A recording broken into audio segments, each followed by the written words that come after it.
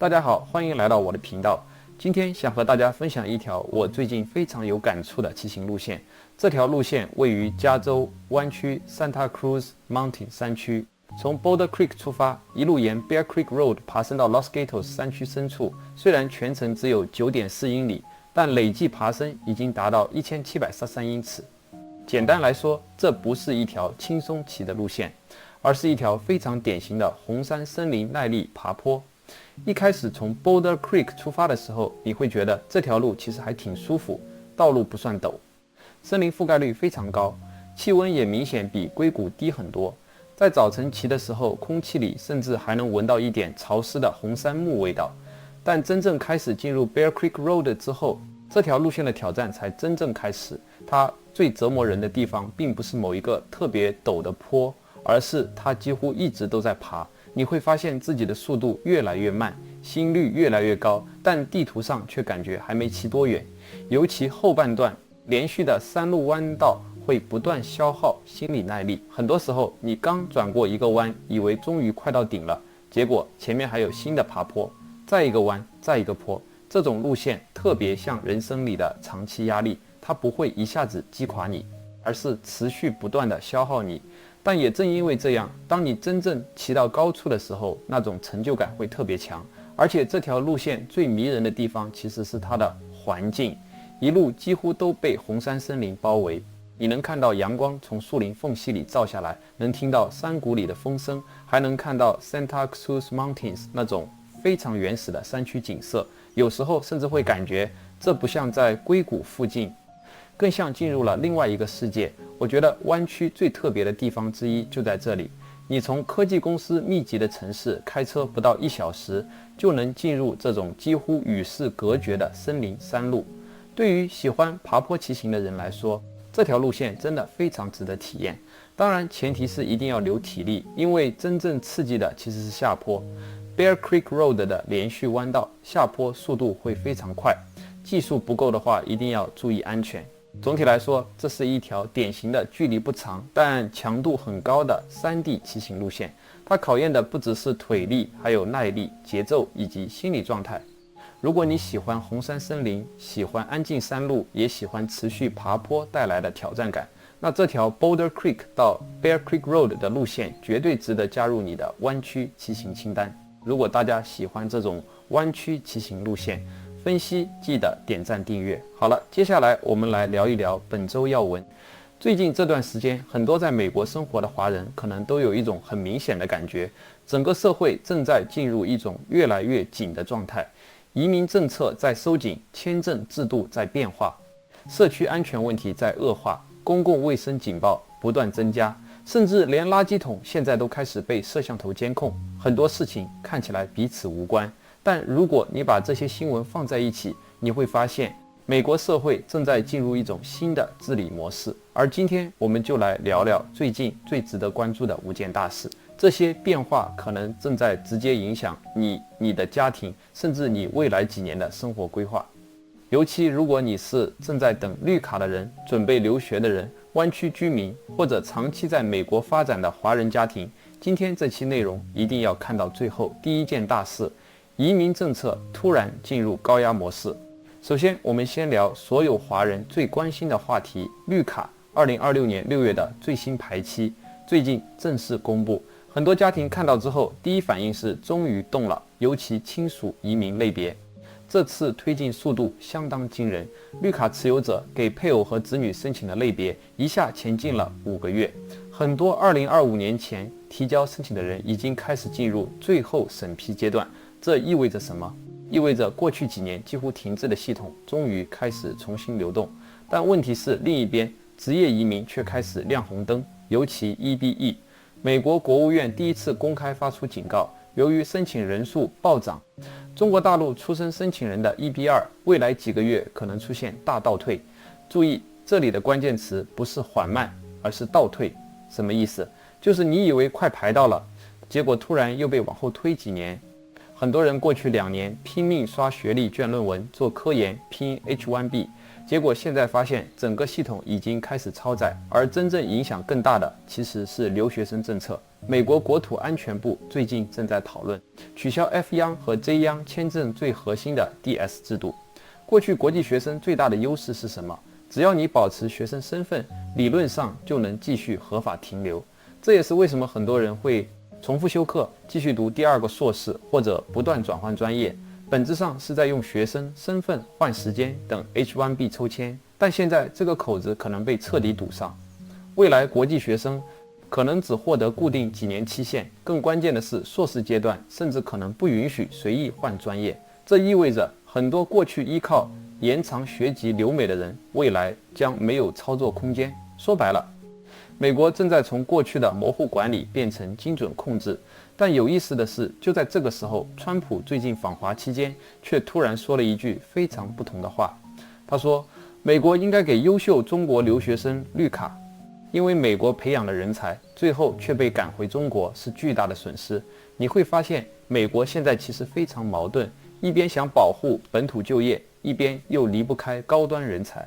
所以未来几年最可能出现的情况是，普通移民越来越难，但顶尖人才竞争越来越激烈。第二件大事，亚裔社区安全问题再次恶化。接下来是很多湾区华人最近最焦虑的问题。治安最近，湾区圣利安卓发生了一起案件，一名22岁的嫌犯专门针对亚裔女性实施抢劫。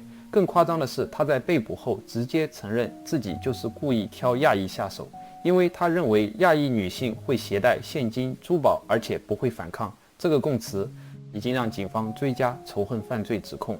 但真正值得警惕的其实不是这一件案子，而是这种定向 targeting 正在越来越明显。很多犯罪分子已经开始形成一种固定认知，亚裔更容易成为目标，尤其老人、女性、独自行走的人。而类似事件甚至不止发生在美国。最近，澳洲悉尼一名华人在麦当劳就餐时被陌生男子突然攻击，甚至被掰断手指。更引发争议的是，警方事后竟表示亚洲人长得太像，不容易辨认。这件事直接激怒了当地华人社区，因为很多人感觉真正的问题并不仅仅是暴力，而是某种越来越明显的偏见。不过与此同时，法律层面也出现了一个非常重要的案件。2022年，湾区都柏林市一对亚裔夫妇遭警方枪杀，而最近阿拉米达县正式批准向家属赔偿3600万美元，这是美国历史上金额最高的警察和解案之一。案件调查发现，当时部分警员甚至试图掩盖真相，最终涉案警员被判终身监禁。这个案件非常重要，因为它说明亚裔社区过去长期被忽视的问题正在逐渐进入美国主流司法体系。第三件大事，公共卫生与自然灾害同时升级。最近加州还有一个很危险的变化，公共卫生警报明显增加。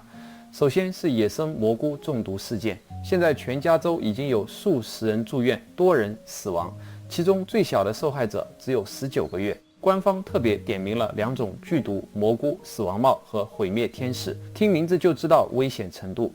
最可怕的是，它们长得和普通食用蘑菇非常像。很多移民家庭，尤其有野外采摘习惯的人，一定要特别注意，不要凭经验判断，因为很多亚洲地区常见的辨认方法在北美森林里根本不适用。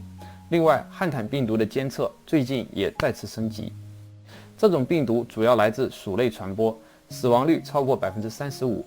虽然目前还没有美国本土大规模病例，但已经有多人进入隔离观察。再加上最近湾区发布的红旗警报，强风、高温、干燥空气全部同时出现。PG&E 已经开始在部分地区实施预防性停电。很多新移民可能不理解为什么美国现在动不动就停电，因为加州过去几年最大的恐惧就是山火，而一次电线火花就可能烧毁整片社区。所以现在的逻辑是宁可提前断电，也不能再发生大型火灾。第四件大事，美国正在进入全面监控式执法。接下来是很多人没有意识到的变化，美国现在越来越像一个数据化治理社会。什么意思？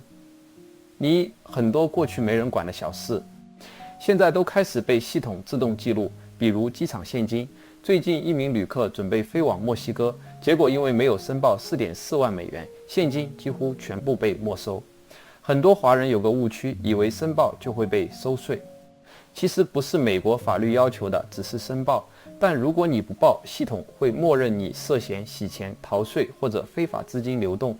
而且注意，这是按家庭计算，不是个人。另外，还有一个更恐怖的案例：一名在加州生活10多年的华人，最近突然被移民局重新追查，原因是10多年前他曾收到过一份遣返令，但当年没有执行。结果现在旧案被重新激活，不仅面临遣返，还可能累计产生数百万美元罚款。很多人过去以为时间久了系统就忘了，但现在的问题是 AI 时代最大的特点就是不会忘记，所有历史记录都能被重新调出来，甚至连垃圾桶现在也进入了监控时代。湾区垃圾公司 Recology 已经开始在垃圾车安装摄像头，专门抓垃圾桶盖没盖好的人。2次警告之后，第3次直接罚款。很多人会觉得这是不是太夸张了？但其实这反映的是美国现在整体治理方向越来越自动化，越来越精细化，越来越依赖摄像头和数据。第5件大事，旧金山正在进入新旧交替时代。最后我们聊聊湾区的变化。旧金山华埠一个非常有代表性的老超市新亚洲超市即将被拆除，原址未来会建设15层可负担住宅。很多老居民听到后情绪其实非常复杂，一方面湾区确实严重缺房，但另一方面这也意味着传统华人社区正在被重新改造，很多老店、老街区、老生活方式可能会慢慢消失。但与此同时，旧金山旅游业却正在快速恢复。最新数据显示，游客人数已经明显反弹。你会发现，过去几年很多人都在说旧金山完了，但现实是它正在进入一次新的重建周期，科技行业、AI 产业、旅游业、房地产都开始出现新的变化。所以今天整个美国其实都处于一种非常特殊的阶段，一边是收紧焦虑、监管升级，另一边又是新的机会、新的产业、新的重建。而对于很多普通华人来说，未来最重要的能力可能已经不是拼命努力，而是快速适应变化，因为现在最大的确定性就是变化本身。如果大家喜欢这种美国热点深度解析，记得点赞订阅，我们下期再见。